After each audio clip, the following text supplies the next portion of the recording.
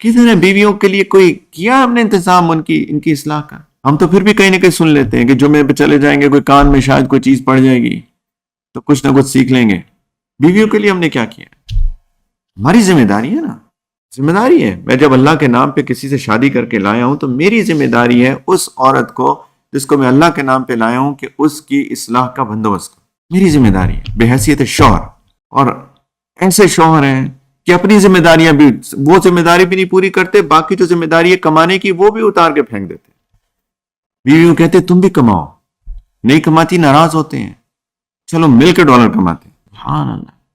اور بچہ پیدا ہوگا تو بچے کو بھیجو کسی میڈ کے پاس اور چلو دونوں مل کے ڈالر کمائیں۔ ناراض ہوتے ہیں کچھ مرد کہ اگر بیوی کہے کہ میں نہیں باہر کمانا چاہتی، ناراض ہوئے، طلاق کی دھمکیاں دیتے ہیں۔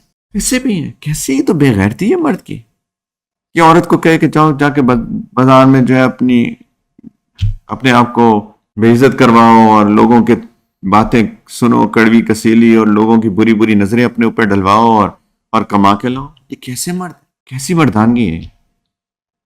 جتنا بھی ہے، میں جتنا بھی کماتا ہوں ٹھیک ہے، میں 10 کماؤں، 20 کماؤں، 50 کماؤں، 1000 کماؤں، کروڑ کماؤں، ملین کماؤں، بلین کماؤں، اللہ نے جو نصیب میں لکھا ہے الحمدللہ، جو نہیں لکھا الحمدللہ صبر کریں گے، شکر کریں گے، اکٹھے کمائیں گے، آخرت کی تیاری کریں گے مل کے۔ یہ بھی نہیں ہے کہ میں سستی میں کہوں کہ ساری چیز تقدیر پہ ڈال دوں، یہ تقدیر میں سستی کاہلی کرتے ہیں کچھ مرد۔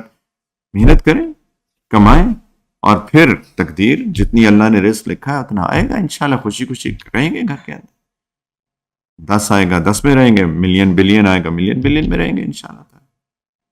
لیکن فکر آخرت کی بھائیوں، مرنے کی فکر، بچوں کی فکر، اپنی ایمان کی فکر، ان کے ایمان کی فکر، اپنی بیویوں کی فکر، ذمہ داری ہے میری اور آپ کی